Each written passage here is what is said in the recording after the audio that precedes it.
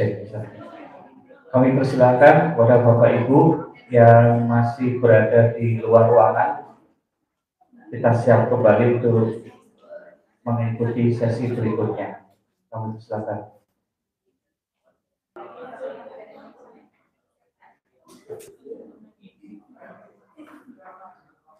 Bismillahirrahmanirrahim. Assalamualaikum warahmatullahi wabarakatuh.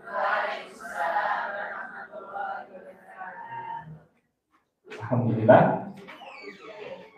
Sudah bahagia, Bu? Ya, perlu sesi 3 ya? Kan sudah bahagia. Ya, lebih bahagia ya, lebih mantap.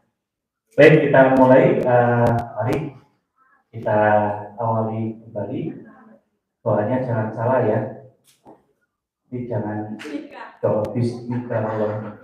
Membaca lagi 4 rangkaian doa. Mudah-mudahan di sesi ini kita lebih dipahamkan. Kita membaca ta'awudz, basmalah, selawat Nabi dan umur kita sudah Al-Fatihah. Mari kita mulai.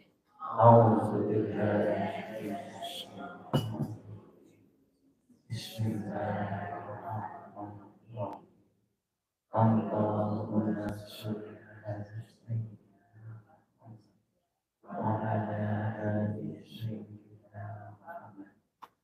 Bismillahirrahmanirrahim. Alhamdulillahirrahmanirrahim. Ar-Rahmanirrahim. Maliki yaumiddin. Iyyaka na'budu wa iyyaka nasta'in.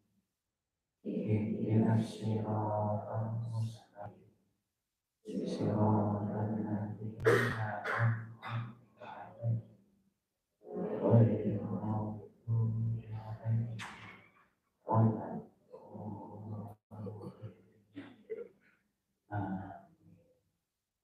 Amin. Amin ya rabbal alamin. Mari kita mulai sesi yang ketiga. Kami persilakan kepada Ustaz.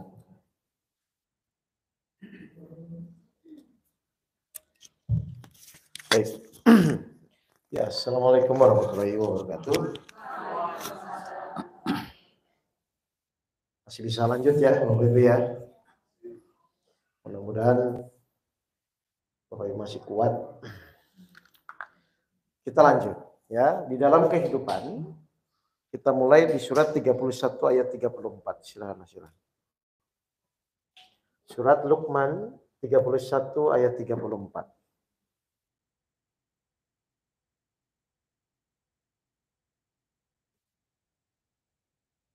Bismillahirrahmanirrahim. Sesungguhnya hanya di sisi Allah ilmu tentang hari kiamat, dan Dia yang menurunkan hujan dan mengetahui apa yang ada di dalam rahim, dan tidak ada seorang pun yang dapat mengetahui dengan pasti apa yang akan dikerjakannya besok. Tidak ada seorang pun yang mengetahui dengan pasti. Dengan pasti itu berarti ada yang bisa memastikan? Tidak ada seorang pun yang mengetahui dengan pasti apa yang akan dikerjakannya besok. Makanya tadi saya bilang di poin bertakwa nomor 1 apa? Beriman kepada yang gaib. Kita tidak ada yang tahu apa yang dikerjakan besok, betul? Pertanyaan saya Bapak Ibu, kalau Bapak Ibu tidak tahu apa yang akan dikerjakan besok, berarti yang dikhawatirkan apa?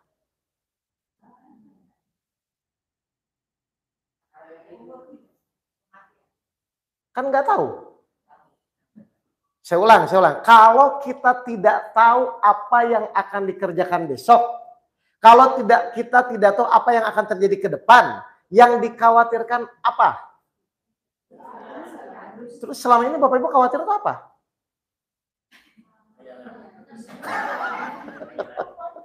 Hah?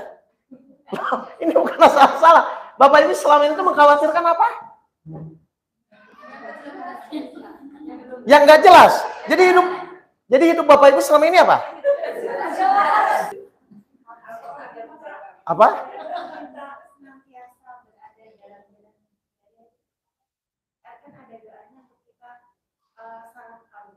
Ya. Enggak, yang saya pertanyakan khawatirnya ini loh Mbak. Kalau masalah doa, perencanaan itu silahkan. Maksud saya tuh yang selama Bapak Ibu ini khawatirkan tuh apa selama ini? Itu pertanyaan saya. Hah? Loh, kecuali besok celaka, oke silahkan khawatir. Berarti saya balik ke Bapak Ibu khawatir itu Bapak Ibu itu tidak tahu atau sok. Jadi sudah berapa tahun Bapak Ibu hidup dalam keadaan sok tahu? Takut inilah, takut itu kan. Nah kan yang besok aja kita tidak tahu. Terus Bapak Ibu menerbak-nebak mereka-reka seakan-akan nanti bagaimana kan begitu kan? Nanti bagaimana kalau rumah disita, nanti bagaimana kalau anak saya bagaimana kan? Sudah berapa tahun Bapak Ibu melakukan pikiran itu?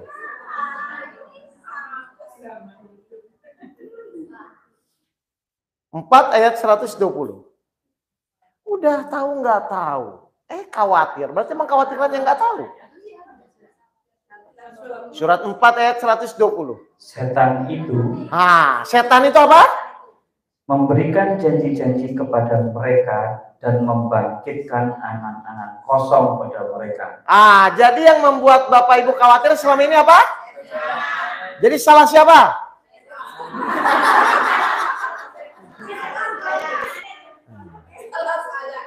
Ya iyalah.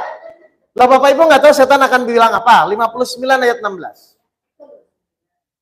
Ya saya mau meluruskan dulu cara orang tuh khawatir-khawatir apa sih? 59 ayat 16.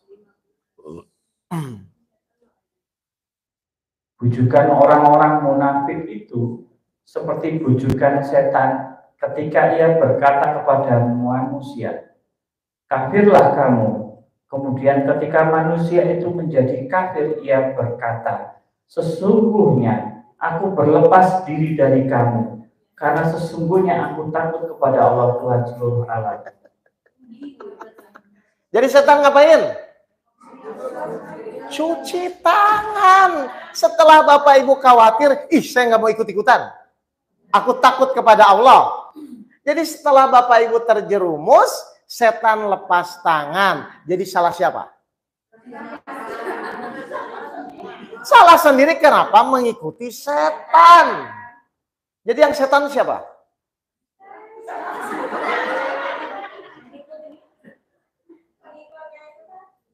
Iya. Jadi saya ulang ya, kalau kita tidak tahu apa yang terjadi ke depan, apapun itu, yang dikhawatirkan itu apa? Halo? Jadi ibu selama itu khawatir itu mengkhawatirkan apa?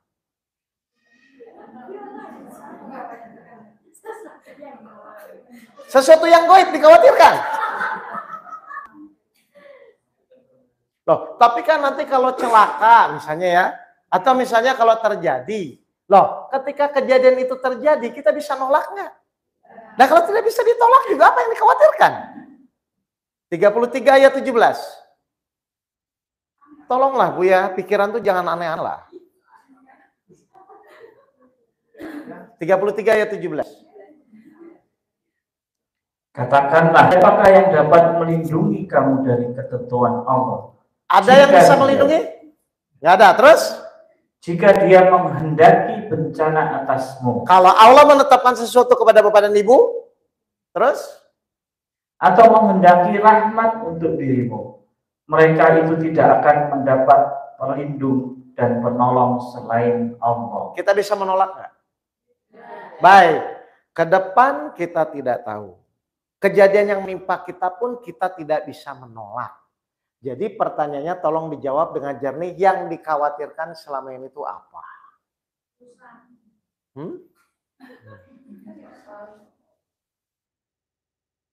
Jadi ibu tuh khawatir-khawatir itu apa, hobi gitu? Kecuali kita bisa nolak, silakan. Kecuali kita tahu nanti besok bagaimana, silakan. Nah ini kan nggak bisa juga. Nah itu maksud saya. Ya jalani saja. Fokus di jalan yang lurus. 6 ayat 134.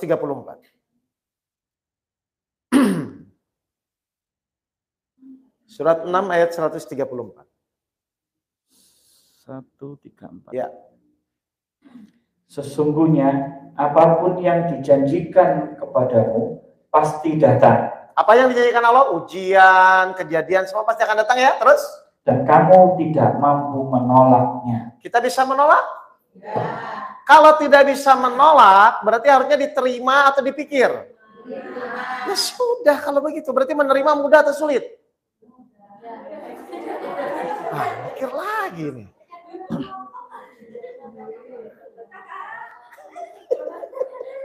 Loh, kalau tidak bisa ditolak, pilihannya apa? Jadi terima. Berarti terima itu mudah atau sulit?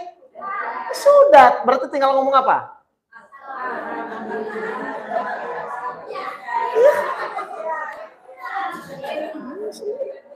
Loh, difitnah orang berarti ngomongnya apa? Sudah.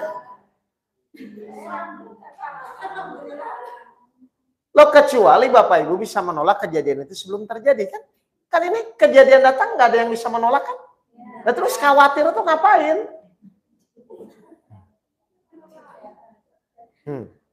Apa? Ibu mengetahui diri sendiri nih semua ya? Iya. Nah, jadi kita tuh bertahun-tahun menjalani hidup, ayatnya jelas semua, tapi ibunya nggak jelas gitu loh.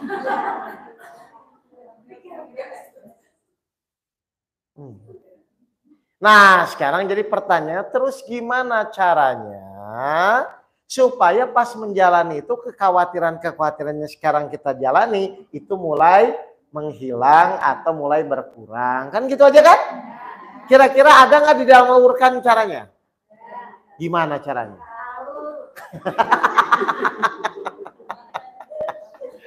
Tapi ada nggak? Ada Al-Qur'an sempurna.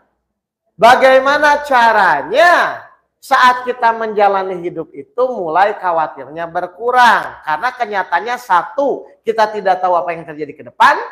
Dua, kita pun tidak bisa menolak ketika Allah menetapkan kejadian.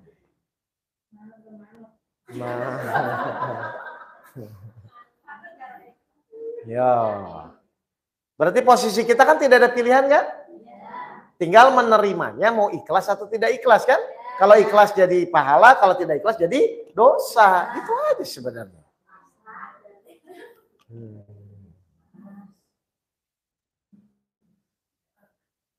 Enggak, Bapak Ibu tuh selama ini tuh kalau menjalani ujian gitu ya, atau masalah itu gimana sih pikirannya?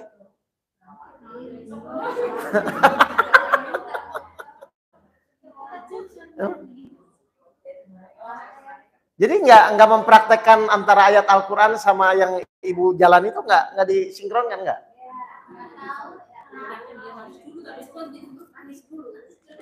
Oh. Padahal ibu bapak menangisi yang sudah terjadi kan? Ya. Terus ngapain nangisin sesuatu yang sudah terjadi? Mau nangis mau nggak pun sudah terjadi.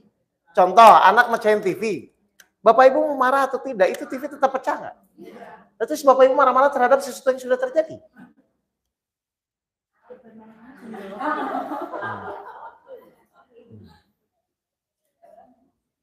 Baik, bagaimana caranya ketika permasalahan atau ujian menimpa kita itu minimal kita sudah tidak khawatir atau bersedih terhadap sesuatu yang menimpa diri kita. Karena perbedaan orang beriman dan orang kafir itu saat akhlak dia saat menerima keputusan Allah. Jelas ini? Baik, 12 ayat 67. Kita belajar dari Nabi Yakub saja. Surat 12 ayat 67. Apa kata Allah? Ya, 67. Tolong ya, pikirannya diperbaiki ya. Dan dia, Yakub berkata, baik, perhatikan. Wahai anak-anakku, janganlah kamu masuk dari satu pintu gerbang. Terus? Dan masuklah dari pintu-pintu gerbang yang berbeda. Demikian, aku tidak dapat mempertahankan takdir Allah. Baik, Nabi Yakub buat strategi agar anaknya nggak tertangkap semua. Maka silakan masuk dari beberapa pintu. Kan Nabi Yusuf minta bawa Bunyamin kan? Maksudnya kalau ditangkap satu nggak ketangkap semua. Tapi ada statement Nabi Yakub. Itu sudah terjadi belum? Ini kan masih obrol. Nah, ketika setelah buat rencana, perkataannya apa berikutnya? Coba sekali lagi Mas Yoran. Pas itu. Janganlah kamu masuk dari beberapa pintu terus. Namun,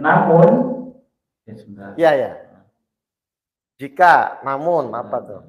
Janganlah kamu masuk dari satu pintu gerbang dan masuklah dari pintu gerbang yang berbeda. Strategi kan rencanakan ini kan? Ya. Oke, terus? Namun demikian, aku tidak dapat mempertahankan kamu sedikit pun dari takdir Allah. Jadi meskipun Bapak Ibu sudah buat rencana untuk mewujudkan yang diinginkan, langkah kedua apa? Berserah diri apapun yang akan terjadi. Kira-kira kalau sudah seperti itu, mau hasil apapun, kecewa atau tidak? Kenapa? Karena sudah berserah diri. Berarti berserah diri itu di awal atau di akhir? Nah, Bapak Ibu selama ini di awal atau di akhir? Telat.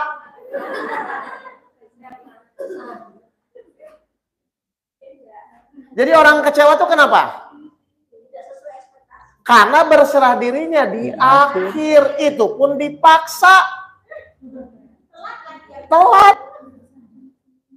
Jadi berserah diri itu di awal Bapak Ibu. Kita buat nih, ayo kita buat usaha resto atau ayam goreng. Buat strategi, rencana atau franchise silahkan. Tapi setelah itu, tapi apapun nanti mau berhasil atau tidak, saya berserah diri. Bukan ngotot dengan keinginannya. Jadi selama ini nggak begitu juga. Ibu tuh ngikutin siapa kalau gitu selama ini?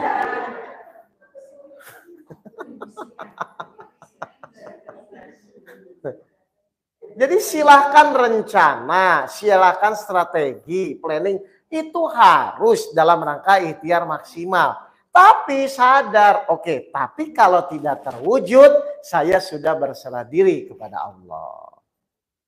Jadi yang diserahkan apa?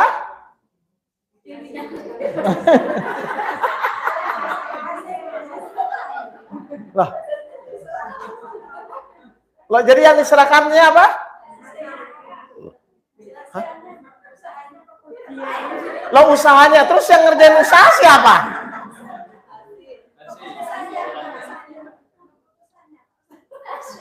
Yang diserahkan apa? 22 ayat 52. Wah, ini harus diperbaiki, ini bahaya ini. 22 ayat 52. Apa yang diserahkan? Silakan Mas. Ini dan penting kami ya. tidak mengutus seorang rasul dan tidak pula seorang nabi sebelum engkau Muhammad. Terus? Melainkan apabila dia mempunyai suatu keinginan, setan pun memasukkan godaan-godaan ke dalam keinginan itu. Jadi yang diserahkan apa? Keinginan terhadap hasil apapun nanti yang Allah putuskan. Mau sesuai, tidak sesuai, terserah kepada Allah. Jadi yang diserahkan apa? Berarti selama Bapak Ibu ngotot dengan keinginannya, apa tadi kata ayatnya? Setan pun masuk lewat godaan-godaan itu. Jadi selama Bapak Ibu terus ngotot dengan keinginan, setan pun akan terus menggoda. Sampai kapan? Sampai keinginan kita diserahkan kepada Allah. Berarti kalau orang banyak keinginan sama dengan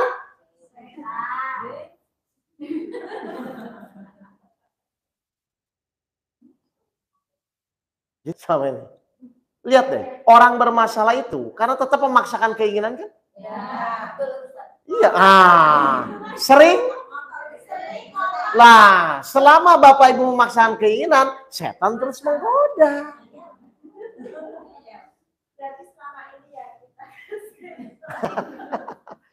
Atas, saya mau tanya dulu, setan itu siapa sih?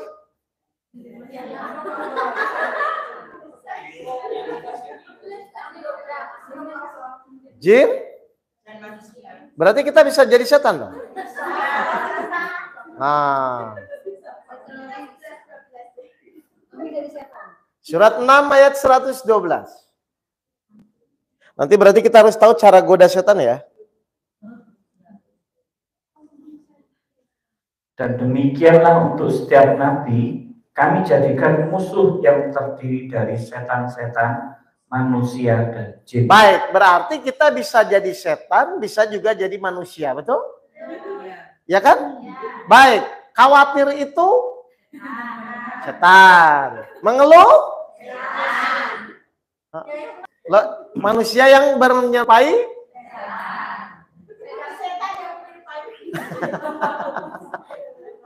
Tuh. Jadi langkah yang pertama kalau Bapak Ibu ingin tenang dalam menjalani permasalahan, apa yang diserahkan? Keinginan permasalahannya. Padahal Bapak Ibu tahu keinginan kita dengan keinginan Allah pasti yang terbaik keinginan siapa? Jadi ketika misalnya nanti keputusan itu tidak sesuai dengan apa yang kita inginkan, tetap yang terbaik? Berarti Ibu alhamdulillah atau kecewa? Itu maksud yang Allah tunggu.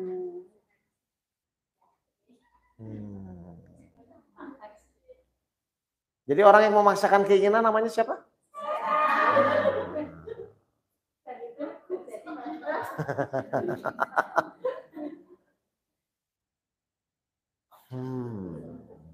Baik, saya ulang ya. Jadi rasa khawatir itu muncul karena apa Bapak Ibu? Bapak Ibu tidak berserah diri di awal. Yang kedua sok tahu tentang masa depan. Kan begitu kan? Yang ketiga khawatir tentang sesuatu yang tidak bisa ditolak, yaitu namanya kejadian. Jadi kalau kejadian tidak bisa ditolak itu, berarti Bapak Ibu harus menerima kan? Ya. Nah kira-kira kalau ingin jadi pahala berarti menerimanya ikhlas atau tidak ikhlas? Ya sudah ikhlas saja. Sekarang mari kita lihat bagaimana cara menerima dengan benar. Begitu aja Bu ya. 64 ayat 11. 64 ayat 11.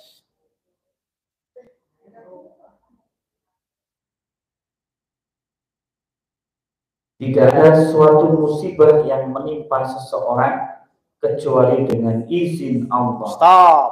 Itu dulu. Apa maksudnya Bapak Ibu?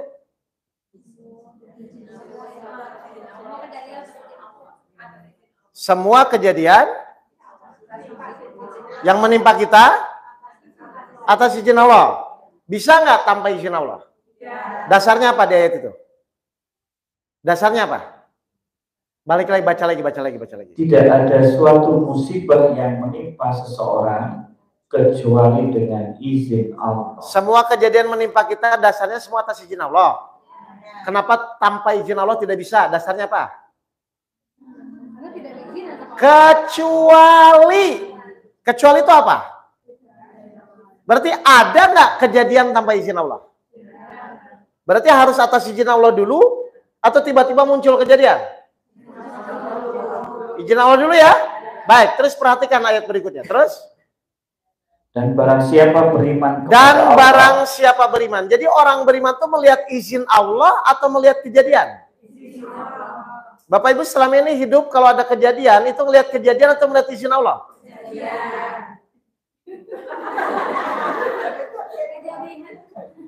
Bapak itu beriman atau enggak?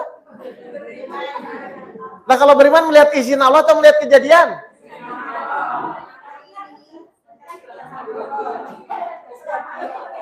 Hah? Ini gimana ini belajarnya ini? Contoh. Ibu difitnah orang, ibu tuh melihat izin Allah atau lihat yang fitnahnya? Fitnah. Jadi selama ini ibu hidup melihat kejadian atau izin Allah selama ini? Kejadian. Lalu terus imannya kemana?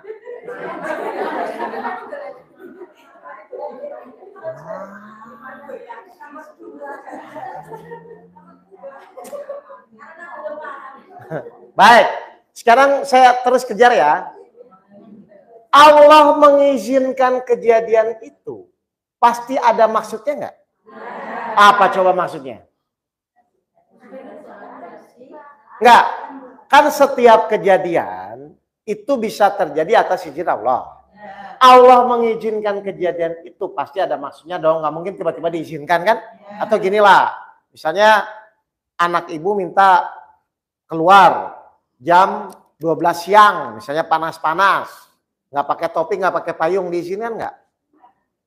Kenapa ibu nggak izinkan? Nah, pertimbangan kan? Sekarang Allah mengizinkan suatu kejadian itu, kira-kira untuk kebaikan kita atau tidak? Berarti harusnya diterima baik-baik atau dengan marah-marah? Oke, Allah mengizinkan ibu difitnah. Berarti harusnya diterima baik-baik atau dengan marah? Baik, kalau diterima dengan baik ngomongnya apa? Berarti pas difitnah ngomongnya apa? Sudah begitu.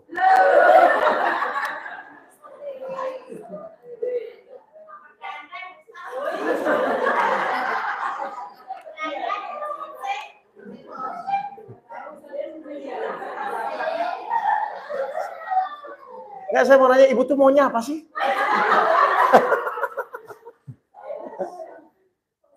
Jadi selama ini nggak pernah melihat izin Allah begitu? Seumur hidup, selama ini sampai hidup?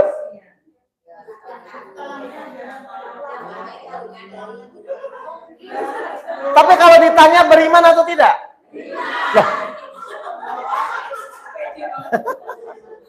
Padahal cirinya orang beriman melihat musibah atau melihat izin Allah? Kenapa nggak dilihat izinnya? Pada bingung sendiri kan? Hah? Kenapa? Sebentar. Kenapa?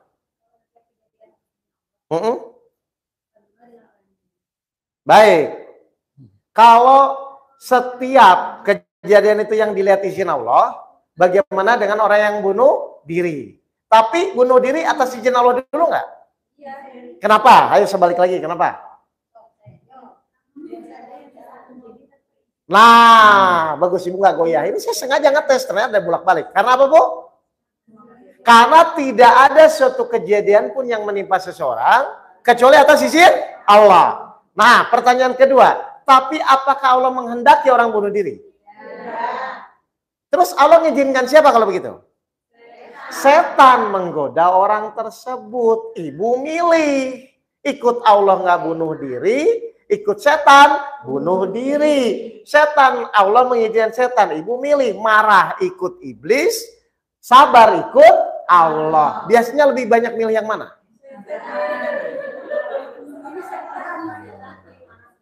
Ngerti ini? Bunuh diri diizinkan, tapi bukan kesalahan izin Allahnya, tapi karena dia disuruh memilih.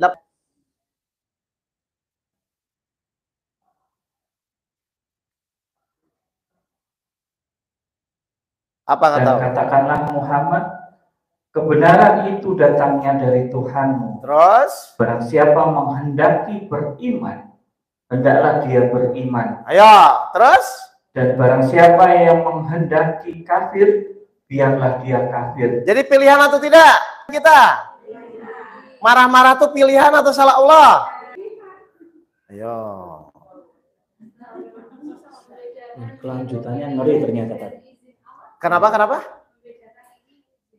Izin Allah tuh di awal. Ketika Allah ngasih kejadian, nah ibu milih menerima atau ngeyel. Jadi kalau izin Allah pasti harus muncul dulu. Gini, ibu bisa nggak difitnah orang tanpa izin Allah? Tidak. Tapi ketika fitnah itu terjadi, ibu bisa milih nggak reaksinya? Bisa. Mau marah boleh, mau sabar boleh. Kira-kira biasanya pilih yang mana? Loh, makanya supaya mulai tidak spontan, ayo setiap kejadian tuh ingat loh ada izin Allahnya. Izin Allah terus pakai iman atau pakai akal? Karena kalau pakai akal kan ketemu, Bu. Dari mana ceritanya difitnah terima kasih? Kalau pakai akal. Tapi ketika ibu tahu, oh Allah mengizinkan ya. Baik, saya terima ya Allah. Berarti jadi sabar nggak? Ketika ibu jadi sabar, yang Allah kasih apa nanti? Hah? Ketika ibu sudah jadi sabar, yang Allah kasih apa? Hah? Loh, ibu tuh disuruh sabar sama Allah tuh, tahu nggak nanti Allah kasih apa? Nggak, kalau surga kan kejauhan nanti ya, kita nggak tahu kan. Oke, kita perhatikan. Yaudah, baik, yaudah. Saya jelaskan, kayaknya belum ya? Atau kelamaan saya nggak kesini kayaknya. Baik, Al-Baqarah 155 sampai 157. Apa yang Allah kasih ketika kita benar-benar sabar kepada Allah? Al-Baqarah 155 sampai 157. Dan kami pasti akan menguji kamu dengan sedikit ketakutan, kelaparan, kekurangan harta, jiwa, dan buah-buahan. Secara umum orang sedih nggak Bapak Ibu? Baik, terus? Dan sampaikanlah kabar gembira kepada orang-orang yang sabar. Tapi orang sabar bahagia atau menderita? Satu, Allah kasih kebahagiaan. Jadi menurut orang lain ibu akan menderita, tapi Allah kasih kebahagiaan. Jadi mau suami pulang tidak pulang kalau bahagia, masalah nggak? Ah, pilih. Suami pulang nggak bahagia atau tidak pulang bahagia?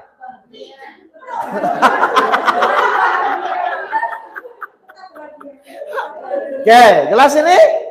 Jadi ketika Bapak Ibu menghormati Allah, izin Allah, Allah berikan apa? Kebahagiaan. Dan itu Bapak Ibu akan bingung sendiri. Wah, harusnya saya sedih, jadi enggak. Akan begitu nanti. Ngerti ya? Jadi orang sedih itu melihat izin Allah atau melihat kejadian? Nah, selama ini Ibu lihat apa? Masalah sendiri. Ngerti ya? Baik, terus. Siapa orang-orang yang melihat izin Allah itu? Karena Allah pemilik kejadian ya. Baik, terus? Yaitu orang-orang yang apabila ditimpa musibah, mereka berkata, Inna lillahi wa inna ilaihi raji'un. Terus? Sesungguhnya kami milik Allah dan kepadanya lah kami kembali. Jadi Allah mengizinkan kejadian itu dia sebagai apa? Allah mengizinkan kejadian itu, Allah sebagai apa? Pemilik kejadian. Kan orang yang mengizinkan, misalnya gini, ini rumah ibu ya. Saya nelfon, Bu, saya mau ke rumah. Kalau ibu izinkan saya datang. Kalau tidak diizinkan, tidak datang. Berarti posisi yang mengizinkan itu sebagai apa? Pemilik. Jadi Allah pemilik siapa? Nah, sekarang pertanyaan saya. Allah saja pemilik kejadian sudah mengizinkan. Ibu yang bukan pemilik. Nah. Berarti ketika ibu dimaki-maki suami, ibu tuh lihat suaminya atau pemiliknya? Benar. Berarti ketika ibu marah-marah, ibu nggak menghormati pemiliknya dong. Makanya masalahnya jadi tidak selesai. Suaminya jadi tidak berubah. Pasti ada yang banyak kena pasal ayat ini. Berlapis lah ya. Lihat pemiliknya, bukan lihat kejadiannya. Kalau memang aku beriman. Baik, jadi lihat pemiliknya ya. Lihat 157. Allah kasih apa lagi kepada orang-orang yang sabar? Mereka itulah yang memperoleh ampunan dan rahmat. Ampunan dan rahmat. Coba bahasa Arabnya apa? Sholawatun mir rabbihim. Maka Bapak Ibu mendapatkan sholawat dari Allah. Allah dan malaikat bersolawat kepada Nabi Muhammad dan bersolawat kepada orang-orang yang sabar.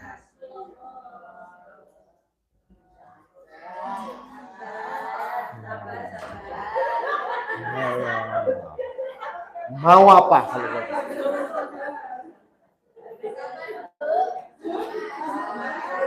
Allah dan malaikat bersalawat kepada Rasulullah dan Allah pun bersalawat kepada orang-orang yang sabar. Siapa orang yang sabar? Yang menghormati pemilik kejadian yaitu Allah. Mohon maaf, selama Bapak Ibu hidup, berapa kali Bapak Ibu menghormati izin Allah? Terus ngaku beriman lagi.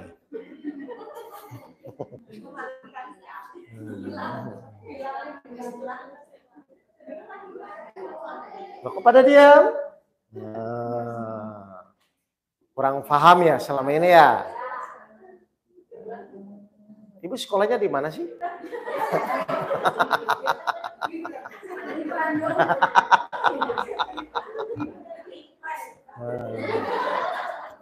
Saya jelaskan ya. Kalau ibu selalu melihat kejadian pasti lelah. Kita inginkan. Tapi kalau ibu lihat, oh ini izin Allah ya. Pasti Allah gak punya keinginan, kan gitu kan? Sudahlah, ya Allah saya terima. Saya nggak tahu baiknya di mana. Tapi karena pemiliknya engkau saja mengizinkan, masa saya yang bukan pemilik marah-marah? Kan nggak pantas ya? Ini rumah ibu dicat merah, terus saya tiba-tiba datang marah-marah. Kenapa dicat merah? Lucu nggak saya? Jadi orang yang marah-marah tuh lucu atau wajar? Lucu.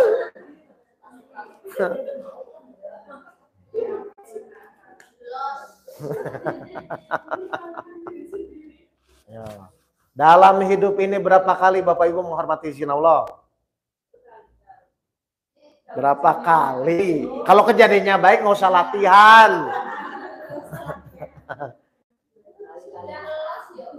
Nah, ngerti ya? Berarti udah nggak bisa ya, udah nggak ada remnya. Baca. Ingat ya.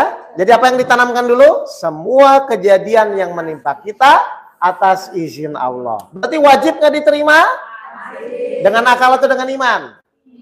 Baik, lanjut. 64 ayat 11. Ketika kita beriman kepada Allah, yang tadi 64 ayat 11 ya. Maka Allah ngasih apa selain sholawat? 64, 11. Ya. Dan barang siapa beriman, nanti ayatnya tidak ada suatu musibah yang menimpa seorang. Dan barang siapa beriman kepada Allah. Berarti melihat kejadian atau melihat izin Allah? Kalau melihat izin Allah, niscaya Allah akan memberi petunjuk kepada hati. Selesai. Udah dapat sholawat, terus dikasih petunjuk, dikasih kebahagiaan, masalahnya terselesaikan. Ibu udah ngikutin aturan itu belum? Mau kapan? Mau kapan? Awas ya, semua kejadian atas izin Allah.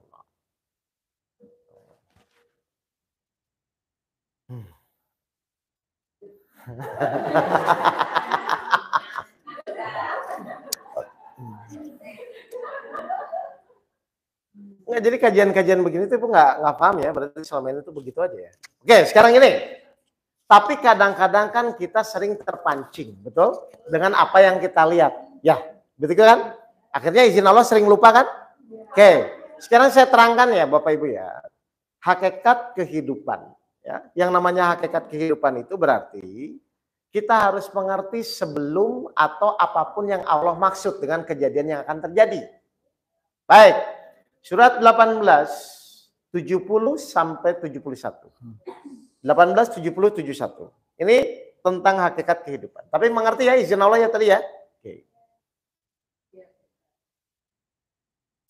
18, mengikutiku, maka janganlah engkau menanyakan sesuatu kepadaku tentang sesuatu apapun sampai aku menerangkannya kepadamu. Jelas ini? Ini kan Nabi Musa mau belajar kepada Nabi Khidir.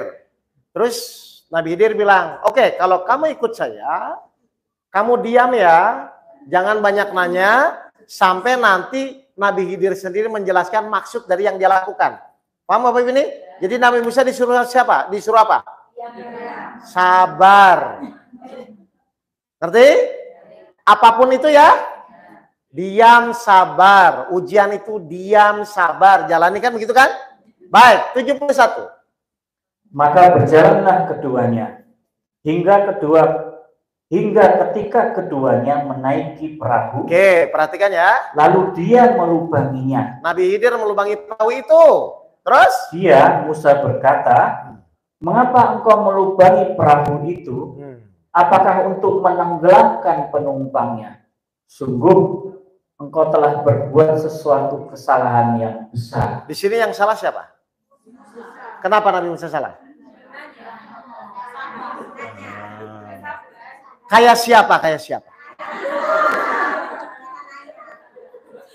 Kalau nanya saja boleh. Ini kan sampai menyalahkan. Kenapa kamu melubangi perahunya? Sedangkan apakah kamu akan mencelakakan? Sungguh, kan gitu kan? Apa coba Mas Iwan baca? Sungguh engkau telah berbuat sesuatu kesalahan yang besar. Nyalahin kan? Jadi dasarnya Nabi Musa menyalahkan apa? Karena melihat kejadian kan? Benar nggak? Kita sering nggak ketika melihat kejadian menyalahkan? Dari kapan itu? Sampai kapan?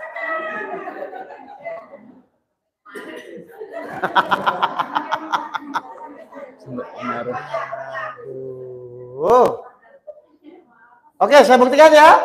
1879-nya, perhatikan. Ya, loncat ke situ. Namun perahu itu adalah milik orang miskin yang bekerja di laut. Aku bermaksud merusaknya karena di hadapan mereka ada seorang raja yang akan merampas setiap perahu. Alasan Nabi Khidir melubangi perahu itu karena di depan sana ada raja zolim yang akan merampas. Berani nggak Nabi Musa marah atau menyalahkan? Kalau manusia itu tahu tujuan Allah menguji itu niatnya baik, berani nggak Bapak Ibu masih menyalahkan Allah tentang kejadian?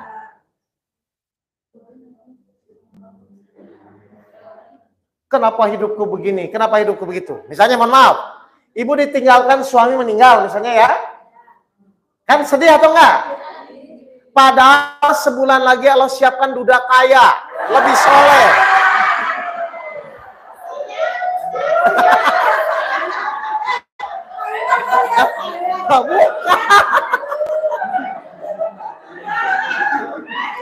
Saya lihat reaksinya, Pak. Lah. Jadi sedih nggak?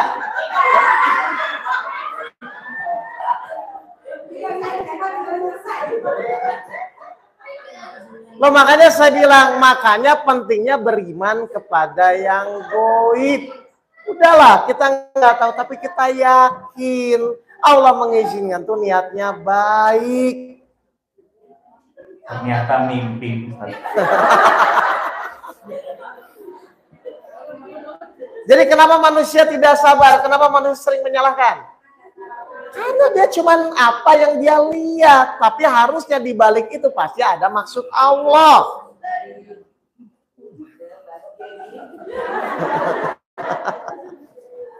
Masa hidup bertahun-tahun nggak ngerti-ngerti itu? Terus kejebak kejadian lagi, kan ada hakikat hidupnya. Jadi jangan selalu apa yang dilihat gitu loh Bapak Ibu. Ayo, jadi sedih nggak kalau misalnya bulan depan duda kayaknya udah siap datang?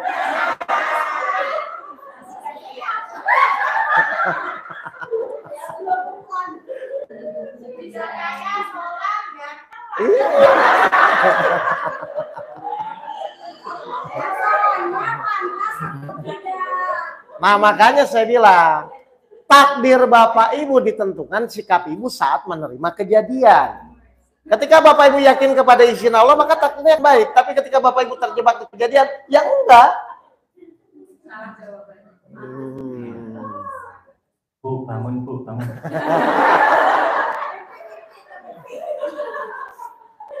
Makanya belajar Quran itu harus tuntas. Paham nggak Bapak Ibu ini? Ya, jadi di dalam setiap perjalanan kejadian hidup itu pasti ada maksud Allah. Nggak mungkin nggak? Tinggal ada yang paham, ada yang tidak paham pembelajarannya. Bagaimana supaya mengerti pembelajarannya? Surat 3 ayat 138.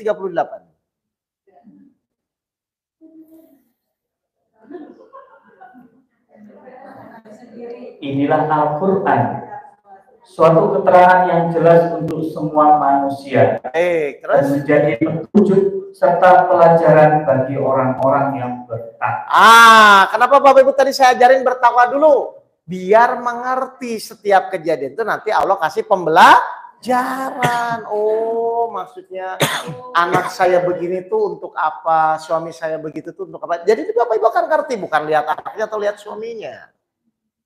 Oh.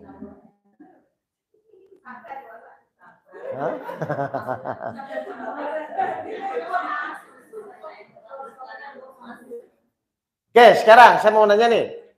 Di dalam ujian hidup tuh unsur ujian tuh ada berapa? Di dalam ujian, kan Bapak Ibu diuji kan semua kan? Ya, unsur ujian tuh ada berapa? Apa? Bukan. Hah?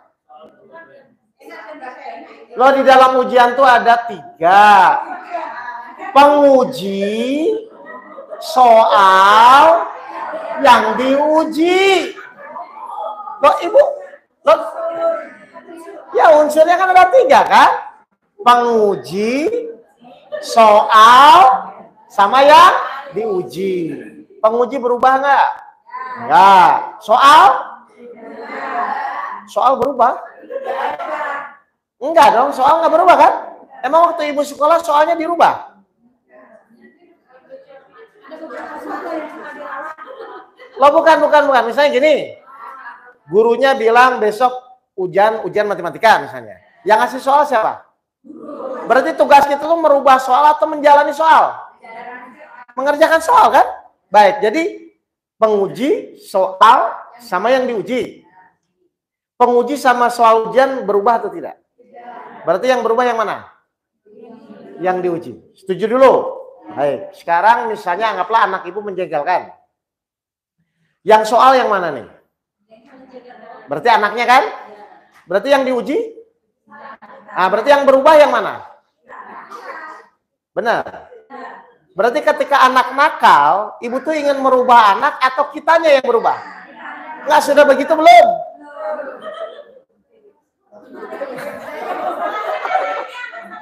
Hah? Nah, kan makanya coba. Hah? Jadi ibu ingin rubah soalnya? Coba, nggak ngerti dulu ini, saya ulang ya. Di dalam ujian, nanti kan yang menentukan lulus atau tidak siapa? Pengujinya ya. Nah, tapi Allah atau guru itu kan ngasih soal, betul? Nah, nanti pertanyaan saya, kalau ibu sudah lulus dengan soalnya, kira-kira anaknya berubah nggak misalnya? Kenapa berubah? Sudah lulus kan? Berarti yang menentukan lulus atau tidak itu kita atau pengujinya? Terus kenapa Bapak Ibu kadang-kadang standar saya udah sabar, udah sholat, nggak berubah-berubah? Nggak paham nggak maksud saya? Jadi ketika anak kita nakal, anak itu soal atau yang diuji? Soal. Yang diuji siapa? Nah, berarti yang berubah siapa? Kita. Contoh, apa? Secara umum masalah nggak? Kalau ibu bisa menerima? Nah, jadi yang masalah tuh anak nakalnya atau karena tidak bisa menerima?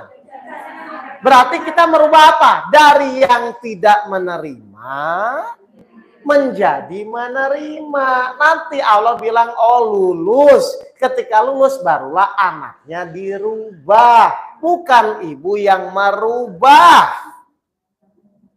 Jadi selama ini nggak begitu. Ibu ingin rubah soal. Lah ibu tuh penguji atau yang diuji?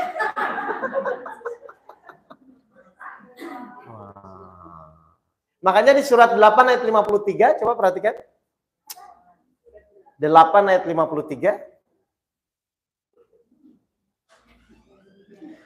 Yang demikian itu karena sesungguhnya Allah tidak akan mengubah suatu nikmat yang diberikannya kepada satu kaum. Allah tidak akan merubah suatu nikmat, keadaan, soal kepada satu kaum. Berarti yang merubah siapa?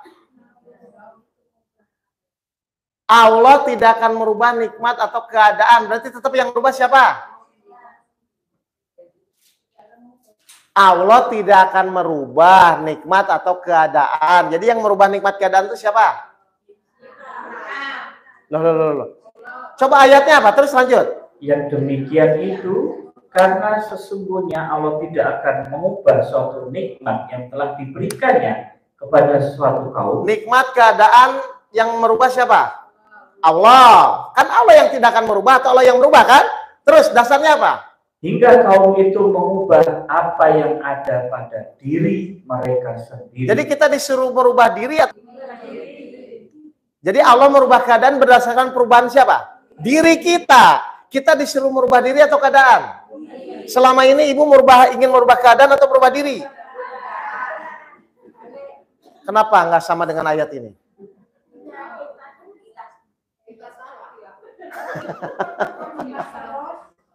Nah, karena keadaan itu soal, diri itu yang diuji.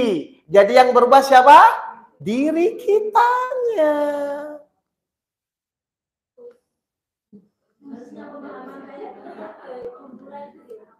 Kenapa? Betul. Sejak dini. Di usia?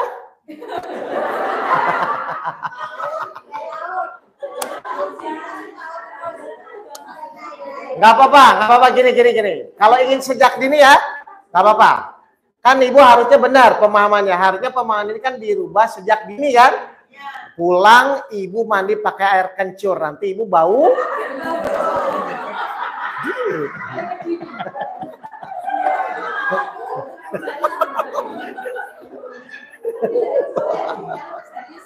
Bahkan jadi bau kencur kan? Dini ya. Udah kan nggak apa-apa Bu. Kan belum paham ya. Ya. Oh. Ya. Tapi paham ya. Jadi Allah tuh suruh merubah keadaan atau merubah diri? Lebih gampang mana? Nah terus kenapa pengen keadaan?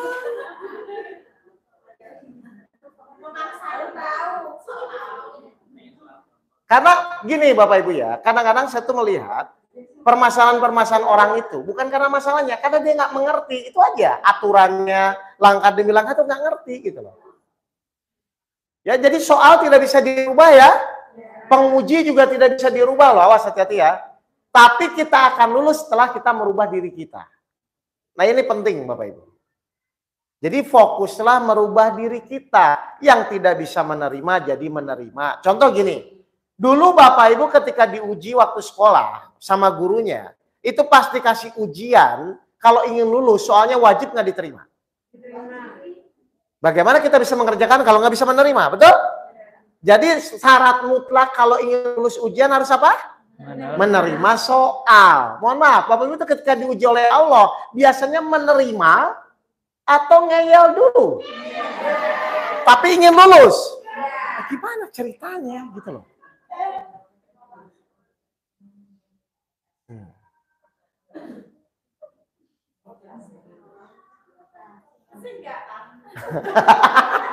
Nggak, tapi Ibu tuh benar, harusnya dari awal. Ada yang grup remaja nggak di bawah Ibu ini? Kan ini Ibu sekitar 25 kan? Hah? Katanya bau kencur. Harusnya remaja-remaja yang 17 atau 20 lah. Ada Ibu punya? Oh ini udah ada nih Bu usianya. Oh ini 20. 17. Hah? Oh berapa Bu? Mbak? 18 tuh. Oh Ibu 18.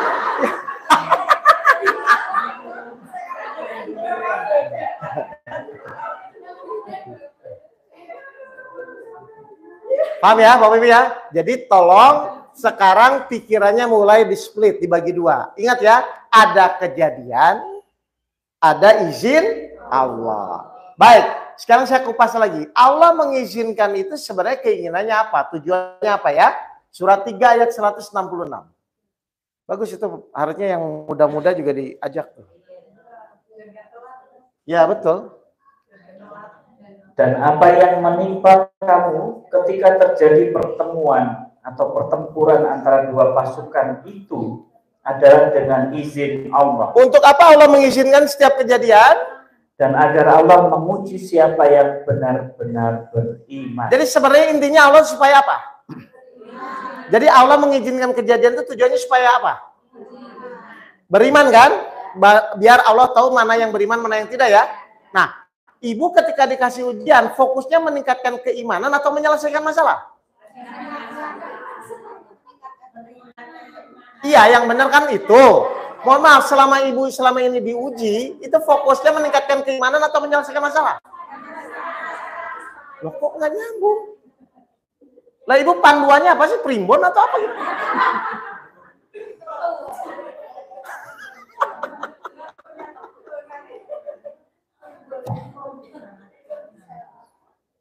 Sekarang pertanyaan saya, kalau Bapak Ibu meningkatkan keimanan, berarti keyakinan ya, tadi ya.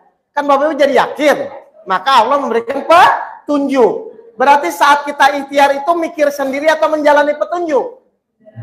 Itu nanti akan selesai itu di situ.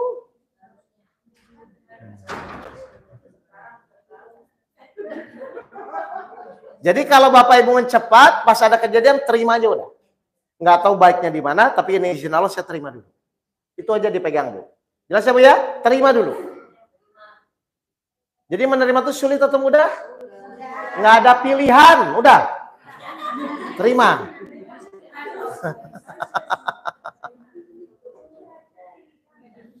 Jelas Bapak Ibu ini? Silakan, silakan. Ah, tidak sesuai, betul, betul. Ya, betul. Caranya menerima. Oke. Caranya menerima ya. Nih.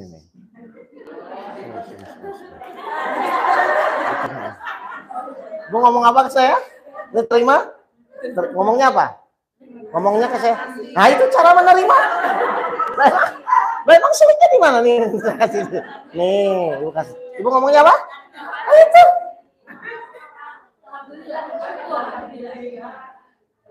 Emang gimana lagi? Oke, terus? Setelah itu? Enggak, kan Ibu tadi tanya caranya menerima dulu ya. Berarti ketika Ibu menerima kejadian anak yang tidak nakal, ngomongnya apa? Alhamdulillah. Itu dulu ya, benar Pak? Baik, terus janji Allah kepada orang yang menerima itu apa tadi? Kepada orang yang sabar, memberi petunjuk. Berarti nanti Ibu tahu nggak apa yang harus dilakukan? Tahu dikasih petunjuk, semudah itu, Bu. Jadi sebenarnya yang mempersulit itu siapa? Kenapa Ibu senang yang sulit-sulit itu kenapa? Enggak asik gitu loh. Pokoknya saya janji ya, buktikan ya. Terima aja dulu. Saya nggak tahu ya Allah, terima. Karena ini izinmu. Nanti Allah kasih petunjuk. Nah sekarang pertanyaannya, tapi kita tetap ngomong nggak sama dia? Tetap nggak? Untuk merubah atau hanya menyampaikan? Kalau menyampaikan terus anak belum berubah, Ibu marah nggak?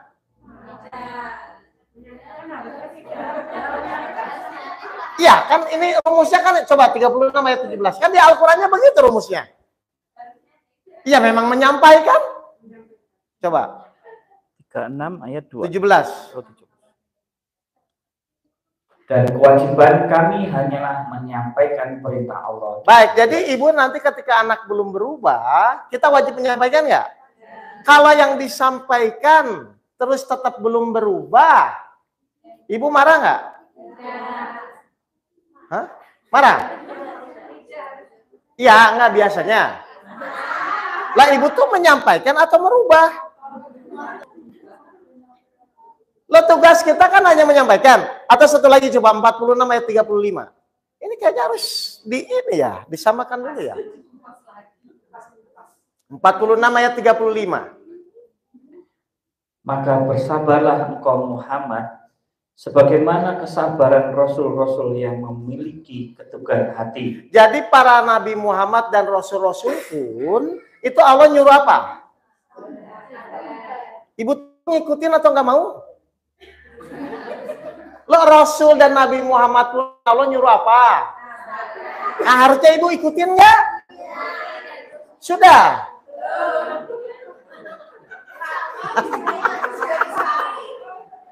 Jadi Nabi Muhammad dan para Rasul pun disuruh sabar. Wajar nggak kita umatnya disuruh sabar?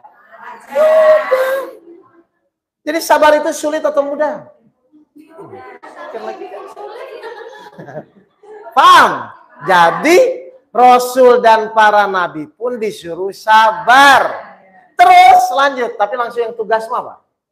Bawahnya. Tugasmu hanya menyampaikan. Jadi Nabi Muhammad dan para Rasul itu cuma disuruh apa? Disuruh merubah nggak? Lah, terus Ibu selama ini merubah-rubah tuh? Lo Bapak Ibu sama Nabi Muhammad hebat mana?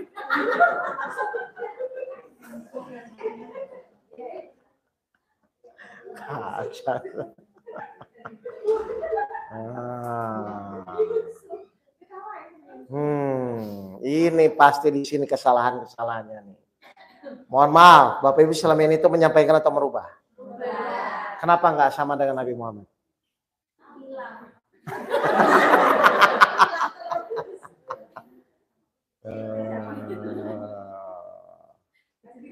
Jadi kenapa hidup kita jadi sulit? Karena kita tidak atau kurang mengikuti Al-Quran. Nih Allah sudah bilang, kalau Bapak Ibu tidak mengikuti Al-Quran, Bapak Ibu akan menjalani kehidupan seperti apa? 20, 123, 124. Itu memang udah janji di Al-Quran, makanya Ibu terus bermasalah akhirnya. Surat 20, 123, 124. Dia Allah berfirman, turunlah kamu berdua dari surga bersama-sama. Oke, terus? Sebagian kamu menjadi musuh bagi sebagian yang lain. Berarti orang akan bermusuhan enggak? Jadi wajar atau perlu pusing? Ya biarin aja, memang di Al-Qurannya begitu kan? Oke, terus? Jika datang kepadamu petunjuk dariku, Al-Quran, terus? maka ketahuilah, barang siapa mengikuti petunjukku, kalau Bapak Ibu mengikuti Al-Quran, dia tidak akan sesat dan tidak akan celaka. Berarti nggak akan bingung ya? Tidak akan sesat dan celaka. Nah, lihat 124-nya. Dan barang siapa berpaling dari peringatan, kalau Bapak Ibu tidak mengikuti Al-Quran, maka sungguh dia akan menjalani kehidupan yang sempit. Maka Bapak Ibu akan menjalani kehidupan yang sempit. Jadi selama ini Bapak Ibu merasa sedih, bermasalah, menderita karena salah siapa? Gara-gara tidak mengikuti Al-Quran. Disuruh menyampaikan, ingin merubah. Disuruh menjalankan soal ujian, soalnya ingin dirubah.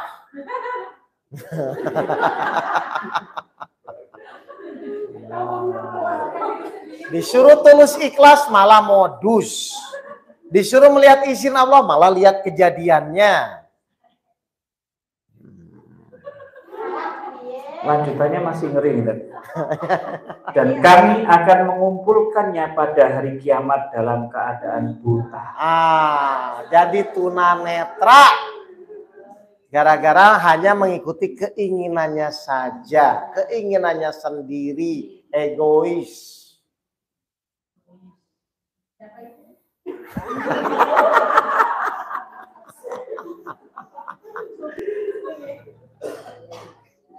Sudahlah Bapak Ibu, masalah apapun itu sebenarnya itu bukan masalah kalau Bapak Ibu di jalan yang lurus. Yaitu mengikuti Al-Quran. Ada pertanyaan? Ya. Bagus pertanyaannya. Ya.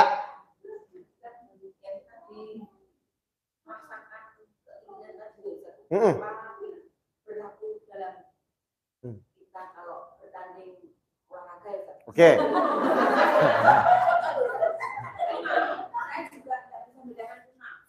Oke. Bagus. Oke. Ya, betul.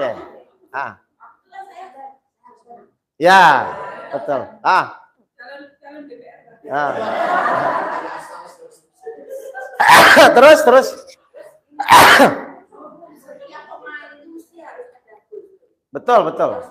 Betul. Bagaimana? Baik. Bagus. Oke ya? Baik.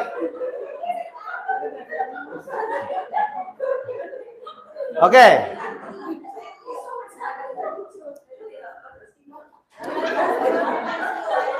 Ya. Baik, saya jawab ya. Surat 6 ayat 32.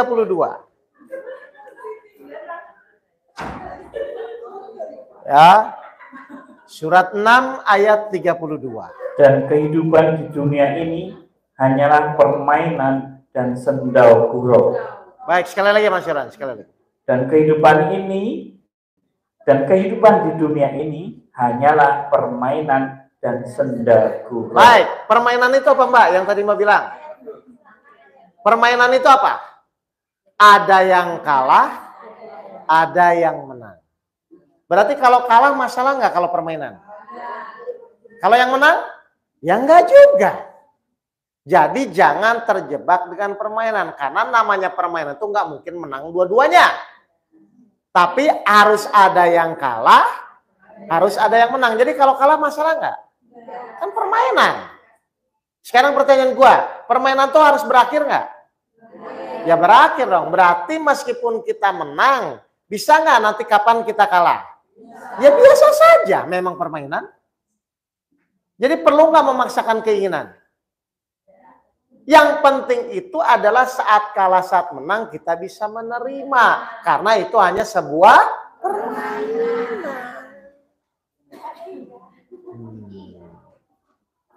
Jadi hidup di dunia itu permainan tuh kenapa? Kadang-kadang sedih, kadang-kadang bahagia, kadang-kadang punya masalah, kadang-kadang tidak, ya biasa saja. Ayo, berarti kalau Bapak Ibu marah-marah, berarti Bapak Ibu nggak bisa bermain.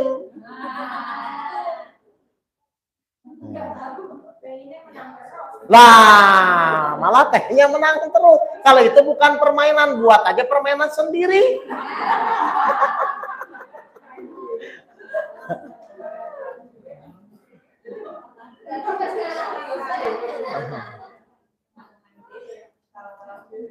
Jadi biasa aja, di dunia tuh memang pasti ada kalah, ada menang, ada saatnya bahagia, mungkin nanti sedih, ya nggak apa-apa. Karena memang dunia diciptakan tuh hanya permainan. Berarti pertanyaan saya, berarti kita harus tahu nggak cara bermain? Harus. Gimana caranya supaya permainan itu bisa bagus? Lanjut, Mas Irwan. Permainan dan sedekah belaka, terus? Sedangkan negeri akhirat itu sungguh lebih baik bagi orang-orang yang bertakwa. Berarti Tidakkah kamu mengerti? kata kuncinya kalau dalam permainan, kalau kita ingin selamat harus apa? Bertakwa. Benar nggak kita cuma disuruh bertakwa oleh Allah? 10 ayat 31.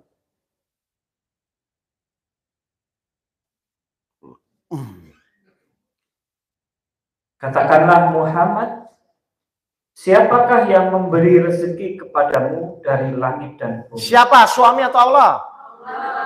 Jadi meskipun nggak ada suaminya, tetap ada rezeki nggak? Sudah selesai. Paham? Oke. Kok hilang sebentar? Oh, hilang.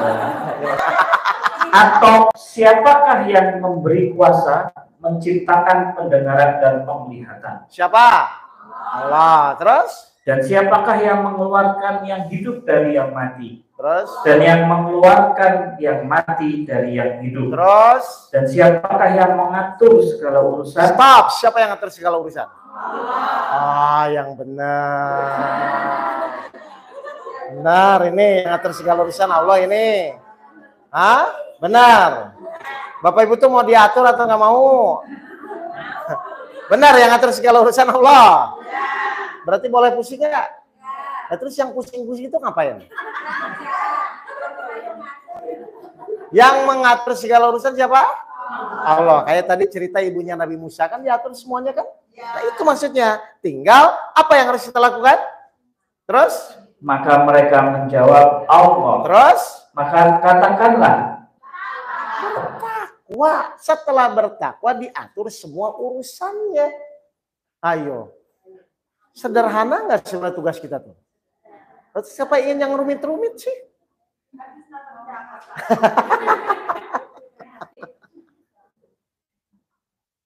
Jadi menurut Al-Quran itu manusia tuh sudah tinggal ikuti saja.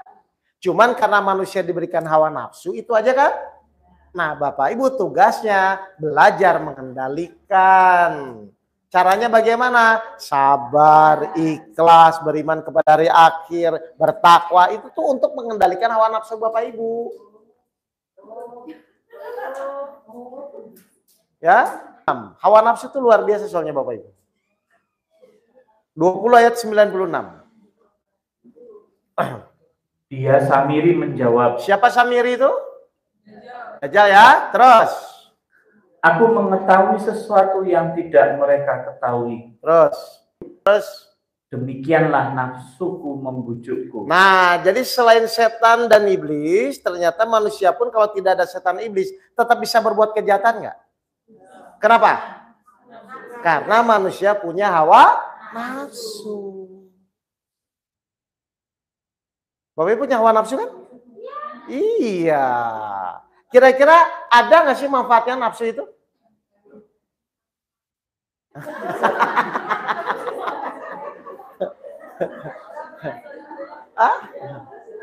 Ada nggak sih manfaatnya nafsu itu, Pak, Bapak Ibu?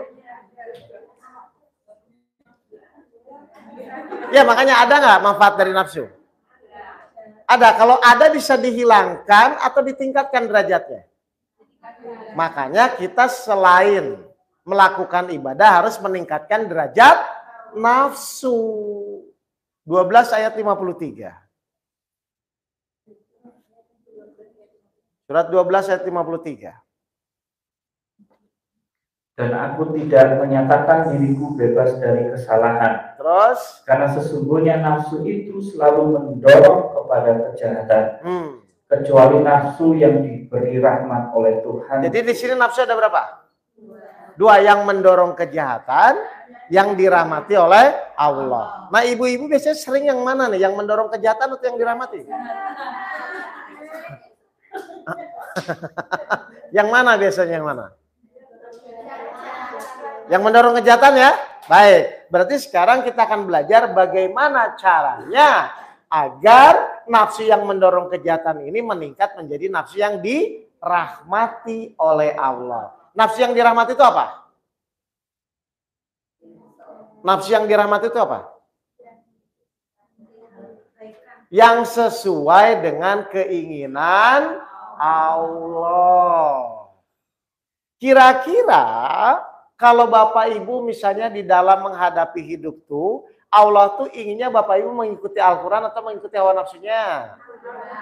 Inginnya sabar atau marah? Bersyukur atau sedih? Nah udah itu ikuti saja. Maka lama-lama Bapak Ibu akan menyesuaikan dengan apa yang Allah inginkan. Makanya kan kita diciptakan untuk apa ujung-ujungnya?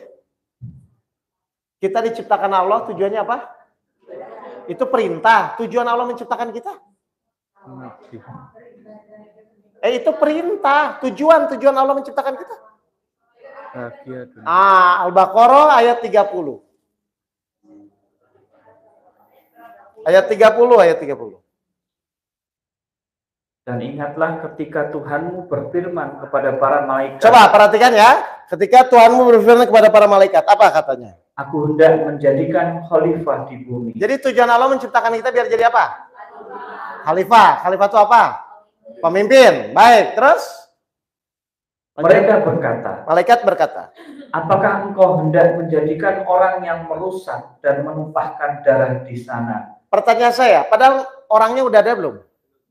Tapi kenapa malaikat langsung ngomong, kalau engkau menciptakan manusia, bahwa nanti manusia itu akan merusak. Dari mana dasarnya malaikat ngomong begitu?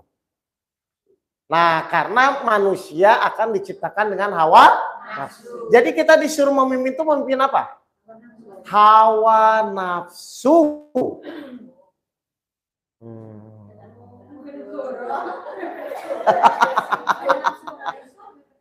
Kita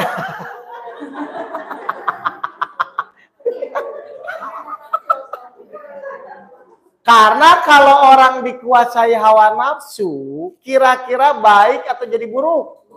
Itu. Coba deh gini aja lah, Bapak Ibu di rumah tangga. Kalau dua-duanya marah, kira-kira harmonis atau berantem? Bapak Ibu tahu nggak itu tuh dikuasai hawa nafsu? Tahu? Nah, terus kenapa berantem?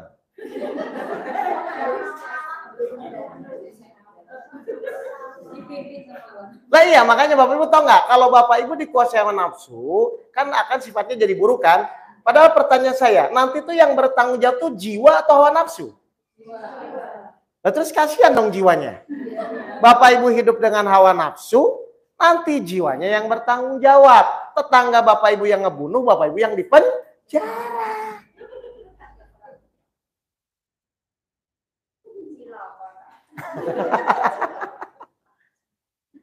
Jadi selain Bapak Ibu disuruh beribadah, Bapak Ibu pun harus meningkatkan derajat nafsu.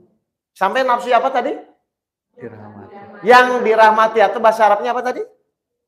Dirahmati itu apa? 12 ayat 53, 12 ayat 53. Coba nafsu yang dirahmati itu apa?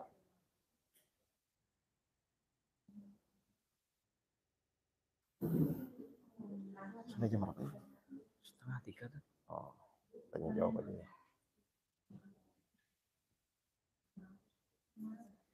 Apa? Nafsu yang dirahmati apa? Nafsu mutmainah. Mana? 12:53. Kecuali nafsu Nafsalah yang dirahmati. amarotun bisu ila. Iman nafsalah. Inna nafsa la amarotun. Lanjut aja 54. Oke. Atau gini, bagaimana caranya supaya nafsu kita dirahmati? Ayo, udah gitu aja.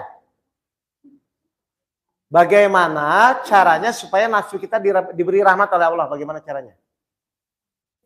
Kan sesungguhnya nafsu itu mendorong kejahatan. Kecuali nafsu yang diberi rahmat. Nah sekarang pertanyaan saya, bagaimana caranya supaya nafsu kita tuh diberi rahmat oleh Allah? Ya caranya juga. Gimana caranya? Hah? Ini yang Iqra 6 mana yang Iqra 6-nya?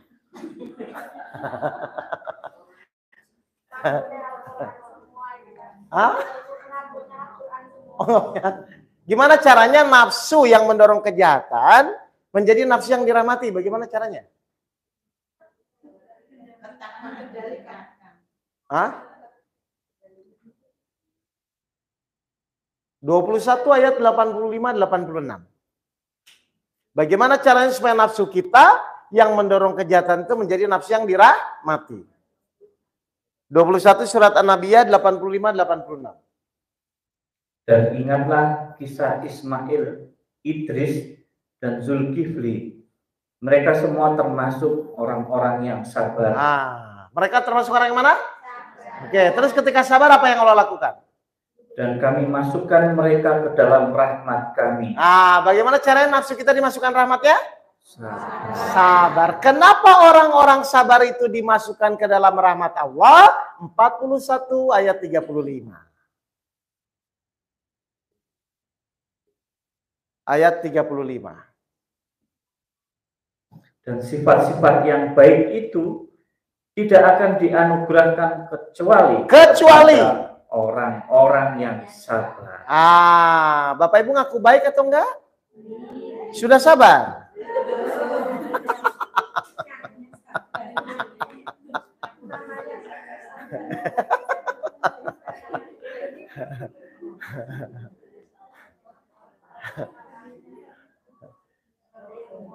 Bapak Ibu sudah baik? Apa tadi kata ayat-ayat Al-Qur'annya apa? Sifat-sifat yang baik itu tidak akan dianugerahkan kecuali, berarti ada yang lain nggak? Kecuali hanya untuk orang-orang yang sabar. Bapak Ibu orang baik? Sudah sabar?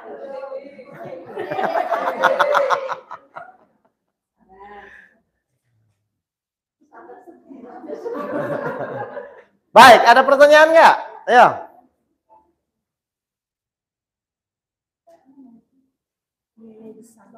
Hah?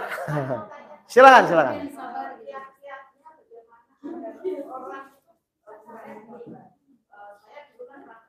Ya. Ya.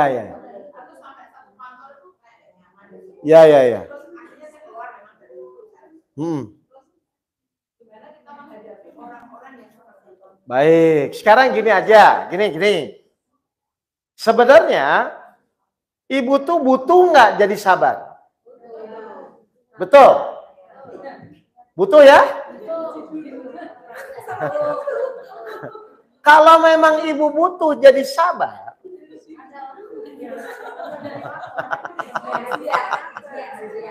ya, kan pertanyaan saya gini, sekarang misalnya saya butuh minum karena saya haus. Berarti kalau saya butuh minum, saya cari apa? Air buat minum. Saya nanya, ibu tuh butuh sabar nggak? Nah kalau ibu butuh, cari apa?